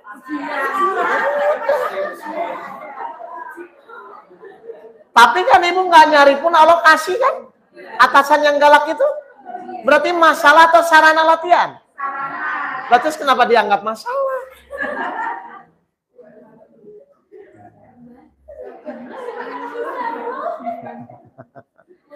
Wah, sudah terlanjur keluar, Ustaz. Apanya? Ngerti nggak, paham ini? Jadi caranya tuh orang tuh berpikir tuh aneh, Bu. Misalnya kayak gini ya, coba 29 ayat 2 misalnya. 29 ayat 2. Apakah manusia mengira bahwa mereka akan dibiarkan hanya dengan mengatakan kami telah beriman dan mereka tidak diuji? Cirinya orang beriman itu apa menurut ayat ini? Berarti harusnya pas Bapak Ibu diuji itu seneng nggak karena Bapak Ibu dianggap beriman oleh Allah? Bapak Ibu ngaku beriman nggak? Berarti harus diapain?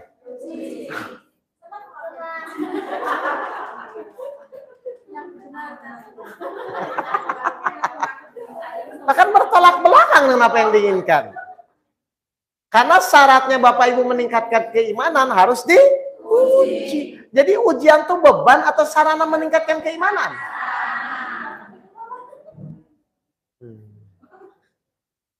Enggak, saya tuh takutnya ibu ingin meningkat imannya, tapi nggak mau diuji gitu loh. Itu tuh pikiran aneh atau wajar? Jadi selama ini ibu tuh apa?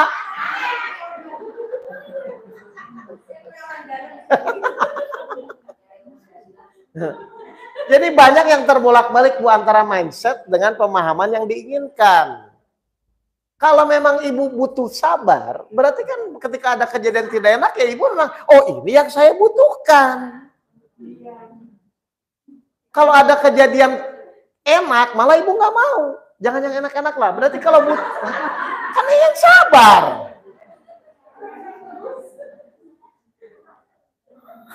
Bingung. Silakan.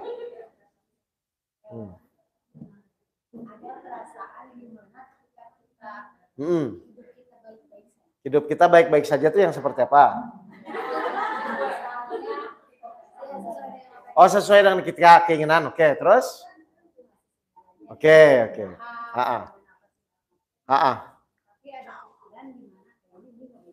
Oke.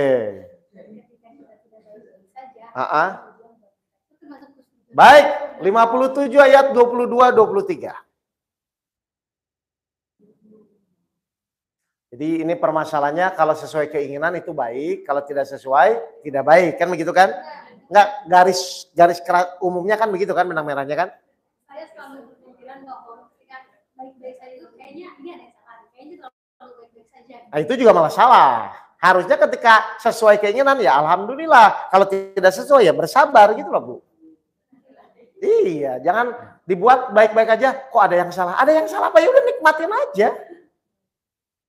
57, 22, 23, silakan. Setiap bencana yang menimpa di bumi dan yang menimpa dirimu sendiri, semuanya telah tertulis dalam kitab Lauh Mahfuz sebelum kami mewujudkannya. Berarti sudah ada rencana nggak kejadian yang akan menimpa kita tuh apapun itu? Nggak, Allah sudah rencanakan belum? Kalau sudah direncanakan, bisa menolak nggak? Paham ini Bu? Kenapa Allah buat pengumuman seperti ini? Untuk apa? 23-nya. Agar kamu tidak bersedih hati terhadap apa yang luput dari kamu. Terus? Dan tidak pula terlalu gembira terhadap apa yang diberikannya kepada. Berarti kita harus apa? Biasa-biasa. Kenapa biasa-biasa saja? Karena semua yang datang atau yang pergi itu sudah direncanakan. Tinggal kita tuh mau mengikuti rencana Allah atau mengikuti hawa nafsunya. Jadi kalau Allah ngasih kenikmatan kepada kita, apa yang kita lakukan? Ya bersyukur saja. Nikmati saat memang itu nikmat. Tapi ketika Allah ngasih kejadian yang tidak sesuai dengan yang kita inginkan, kita disuruh apa? Ya sabar saja. Ngerti nggak Bapak gini? Jadi jangan gini, kok sekarang saya kayaknya udah enak, tapi kayaknya nggak baik. Nah itu malah jadi berprasangka buruk. Iya jangan. Jadi nikmati saja kalau memang saat ini ibu diberi nikmat oleh Allah. Tapi ketika Allah akan menguji dengan suatu kejadian yang tidak enak, ibu nikmati pun dengan ibu bersabar.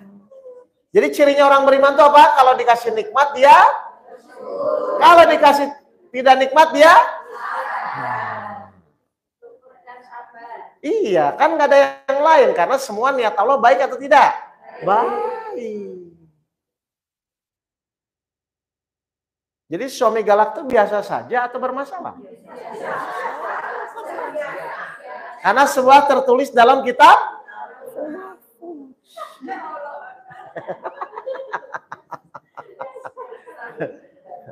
Bagus, ada lagi? Ya.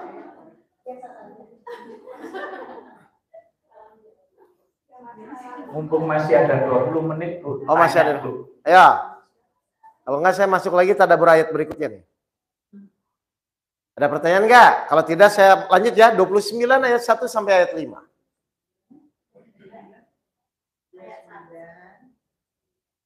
Kok 29? 25 ayat 1 sampai ayat 5.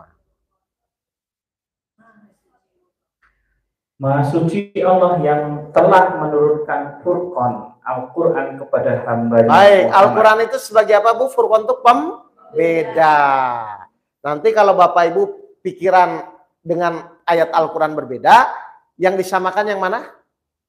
Pikirannya yang mengikuti itu. Yang makanya tadi saya luruskan kan? Ingat ya, jangan lihat kejadian tapi lihat izin Allah. Nah itu tuh maksudnya perbedaan itu. Makanya tadi Bapak Ibu pusing, kok beda? Karena memang beda. Ya, disamain ya. Nah, terus agar dia menjadi pemberi peringatan kepada seluruh alam, jin dan manusia. Jadi Al-Quran untuk siapa? Jin dan manusia. Jadi Bapak Ibu dikasih tahu dulu. Ayo ingat ya, manusia nanti pas kamu lahir kamu akan diuji. Kan begitu kan? Allah akan memberikan kejadian, tapi tenang saja, Allah akan menolong kamu. Kan itu di Al-Quran ada semua kan? Maksudnya biar Bapak Ibu tuh baca, belajar, jadi tenang gitu. Oh iya, nanti Allah nolong, nggak apa-apa. Bersama kesulitan akan ada kemudahan. Bapak Ibu ngaku beriman, nanti pasti akan diuji. Itu biar tahu. Paham, Bu? Baik, terus. Yang memiliki kerajaan langit dan bumi. Terus? Tidak mempunyai anak, tidak ada sekutu baginya dalam kekuasaannya. Dan dia menciptakan segala sesuatu, lalu menetapkan ukuran-ukurannya dengan tepat. Dia menciptakan sesuatu dan menetapkan. Berarti menetapkan itu sudah disahkan belum? Sudah. Menetapkan ukuran-ukurannya dengan tepat. Ukuran tepat itu apa? Jadi perlu pertanyakan atau langsung diterima? Ujian, sudah tepat atau belum? Kalau tepat masih pertanyakan atau tidak? Terus kenapa banyak tapinya? Yakin atau tidak yakin? Hidup Bapak Ibu sekarang sudah tepat atau belum? Halo? Kok ragu-ragu ini hidup sendiri ini? Kan Ibu Bapak Ibu yang hidup sendiri bukan saya. Sudah tepat atau belum? Disyukuri ya. Nah kalau yang ngeluh tuh gimana itu? Nah berarti wajar kurang ajar?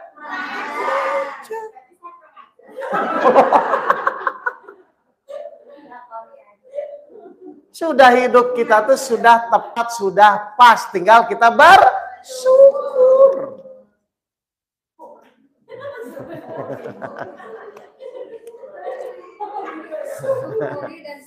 Ayo lihat, Allah janji apa kepada orang yang bersyukur? Surat 4 ayat 147. 147. Surat 4 147. Allah tidak akan menyiksamu jika kamu bersyukur dan beriman. Ah, apa janji Allah? Ya sudah, tapi harus apa? Bersyukur. Ibu bersyukur nggak sih dengan hidup kita sekarang ini? Benar? Benar nih.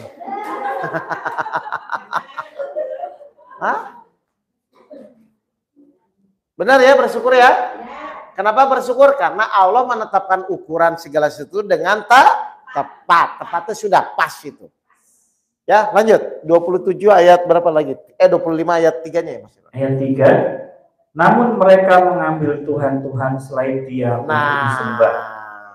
Tapi tetap ada nggak yang kafir atau yang tidak mau mengikuti apa yang Allah aturkan? Ada. Terus? Padahal mereka Tuhan-Tuhan itu tidak menciptakan apapun. Bahkan mereka sendiri diciptakan dan tidak kuasa untuk menolak bahaya terhadap dirinya. Oke, banyak nggak Tuhan-Tuhan lain selain Allah? Banyak, atasan, gaji, terus apa lagi? Dan tidak dapat mendatangkan manfaat serta tidak kuasa mematikan, menghidupkan, dan tidak pula membangkitkan. Baik, jadi tidak boleh ya bahwa ibu harus tetap bergantung kepada Allah. Aku menyembah dan hanya kepada Engkau aku memohon pertolongan. Hanya itu apa? Bapak Ibu, hanya itu apa? Jadi ketika ibu nggak punya uang, ingat Allah atau ingat suami? Kalau sekarang ingat apa? Suami. Ingat Allah, nanti Allah gerakan. Yang punya suami digerakkan suaminya, yang belum punya suami digerakkan jodohnya.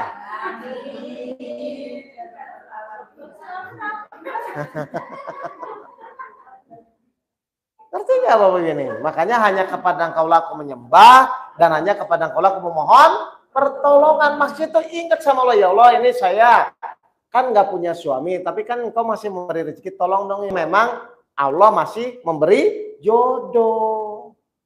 Yakin nggak sih ibu tuh masih dikasih jodoh? Yang udah jangan ngomong. Enggak, karena Allah ngasih tergantung keyakinan. Tergantung keyakinan. Allah sesuai praduga prasangka hambanya soalnya. Kalau Bapak Ibu yakin masih dikasih jodoh, itu akan dikasih. Ya? Lah ya, buktikan. Ya? Jadi dasarnya itu dari keyakinan dulu, Bu. Jangan dibantah, tapi saya juga enggak, jangan begitu. Kalau memang yakin aja. Saya baru kemarin nasihatin di Jogja itu begitu. Jadi kalau doa, kalau memang butuh ya butuh aja. Kalau tapi kalau itu ya nggak apa-apa, ya ngapain doa? Jadi harus jelas, saya memang butuh. Paham? Ya kalau itu nanti nggak dikasih, ya nggak apa-apa juga. Paham ya Bapak Ibu ya? Jadi intinya sama Allah itu apa adanya. Ya Allah, sebenarnya saya ingin masuk surga tapi saya merasa tidak pantas, ya dimasukin surga. Ya lah apa adanya aja, tulus saja kalau doa itu apa adanya ya. Jelas Bapak Ibu nih? Dan orang-orang kafir berkata, Al-Quran ini tidak lain hanyalah kebohongan yang diadakan oleh Muhammad. Bersyukurlah kita karena kita yakin kepada Al-Quran itu. Karena kita ada dasarnya kan. Kalau orang kafir itu dasarnya hanya prasangka praduga saja. Makanya ketika Bapak Ibu mulai berprasangka langsung lihat Al-Qurannya. Kan tadi saya udah bilang kan, jangan mereka-reka nanti bagaimana, tapi lihat janji-janji Allah di dalam Al-Quran. Jadi orang beriman itu selalu melakukan segala sesuatu ada dasarnya. Ya, kalau orang kafir mengandai-andai, nanti gimana kalau saya hidup sendiri? Nanti gimana kalau misalnya rumah saya disita? Nanti gimana kalau sakit saya mati? Nah itu orang kafir itu, berandai-andai. Ya, kalau orang beriman, lihat janji Allah di dalam Al-Quran apa? Oh Allah menolong, oh Allah membukakan jalan keluar. Begitu maksudnya Bapak Ibu. Jadi perbedaan orang beriman dan orang kafir itu cara berpikirnya pasti berbeda. Orang beriman mengikuti Al-Quran, orang kafir sendiri. Beriman atau kafir? Nah, ikuti saja Al-Quran. Menurut Al-Quran, setiap makhluk itu dijamin nggak rezekinya? Ya sudah, kalau gitu ibu tinggal jemput, mau pegang silahkan. Tapi punya keyakinan pasti dijamin. Itu ciri orang beriman. Bapak Ibu yakin ditolong Allah permasalahan? Ya sudah, kalau yakin tinggal sampai Allah membuktikan pertolongannya. Ya, jadi sebenarnya masalahnya di mana sih Bapak Ibu?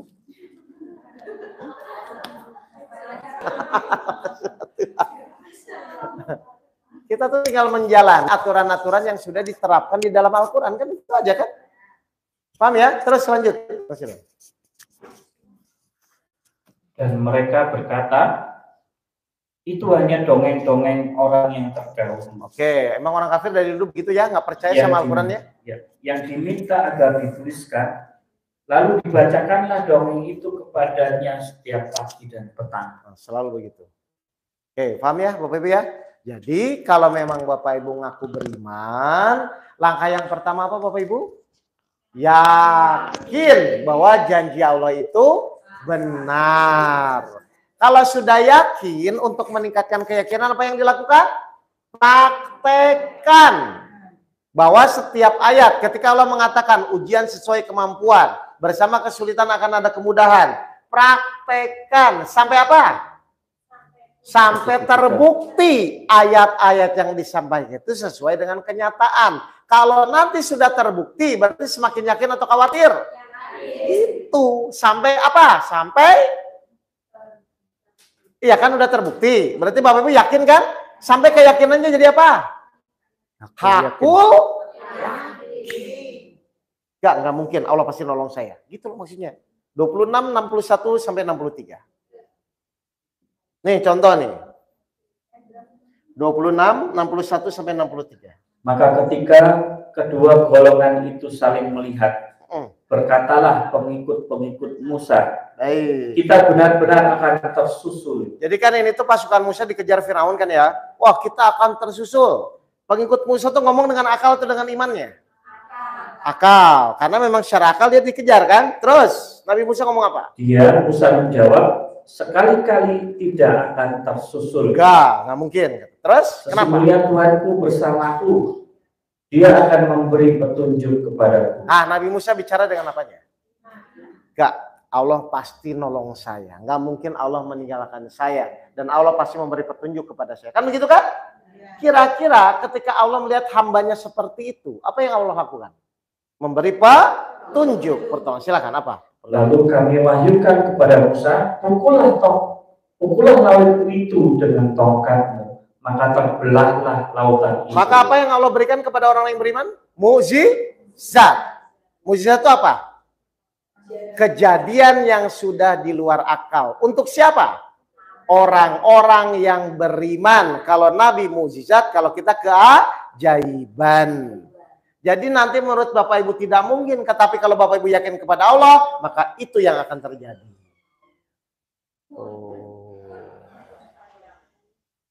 Berarti harus dibuktikan enggak? Buktikan bahwa saya yakin Allah pasti menolong. Dan ketika Allah menolong, tidak ada yang bisa menghalanginya. Tapi kalau Allah tidak menolong, meskipun Bapak Ibu sepintar apapun, tidak akan ditolong. Surat 3 ayat 160.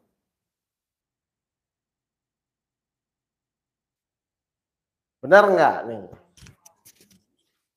Jika Allah menolong kamu, maka tidak ada yang dapat mengalahkan kamu. Ayo, meskipun orang menahan itu, kalau ibu memang misalnya memang atau bapak sudah terjadi, maka terjadi. Ya, tidak ada yang bisa menahan ya, kalau Allah sudah menolong ya. Terus? Tapi jika Allah membiarkan kamu tidak memberi pertolongan, maka siapakah yang dapat menolongmu setelah itu? Bapak ibu mau jungkir balik pun, kalau Allah belum menolong, tidak akan ditolong. Jadi Allah tuh akan menolong kepada yang yakin atau yang tidak yakin? Saya yakin Ustaz, tapi kan enggak.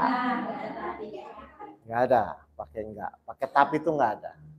Karena ketika pakai tapi itu pakai akal atau iman. Nah, kesalahan kita adalah sering mengukur Allah dengan kemampuan akal kita. Salah.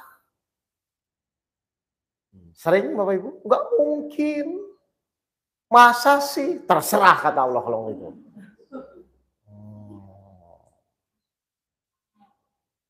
Paham nggak ini? Baik, ada pertanyaan lagi? Ini udah sadar kan? Mengerti kan ya?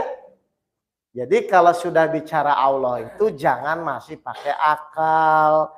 Kalau bicara Allah itu tinggal urusannya percaya atau tidak percaya. Bukan lagi aduh masa sih, mana mungkin itu nggak akan berlaku Bapak Ibu. Ya, karena setan membisikkan pikiran jahat ke dalam pikiran manusia. Jadi tidak ada masalah yang tidak akan selesai kalau Allah menolong. Tinggal Bapak Ibu melayakkan diri agar Allah mau menolong. Ini ingin ditolong Allah kerjanya ngeluh. Bilang nggak mungkin. Masa sih? Ya nggak akan bisa lah. Ini bukan di sini, di luar sana ibu-ibu ini enggak. Iya.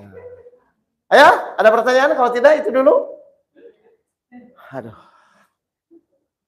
Lemes. Lanjut Mas Yonan. Ayo, simpulkan. Ayo. Hah? Ada pertanyaan Ibu? Satu kali pertanyaan. Silakan. Aduh. Cukup? Cukup mempertawakan diri sendiri.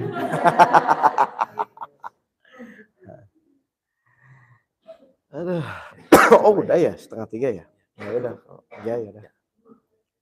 Baik, apabila dirasa cukup, kita akhiri boleh? Nah, sebelum itu kita mau doa aja, Ustaz. Oh ya. Ya, silakan Ustaz. Baik, Bapak Ibu sekalian, yang pertama saya mohon maaf kalau ada kata-kata saya menyinggung Bapak dan Ibu, dimaafkan ini? Ya, tapi intinya mari kita belajar bersama. Karena harusnya hidup yang benar itu semakin hari artinya semakin yakin kepada Allah. Bukan semakin khawatir, semakin bingung. Sehingga apa yang harus kita lakukan adalah setiap hari intinya kita harus meyakini bahwa Allah tuh pasti akan menolong kita dalam situasi apapun. Lalu yang kedua, Bapak Ibu mari kita berdoa sebentar ya. Semoga Allah merahmati apa yang kita jalani hari ini.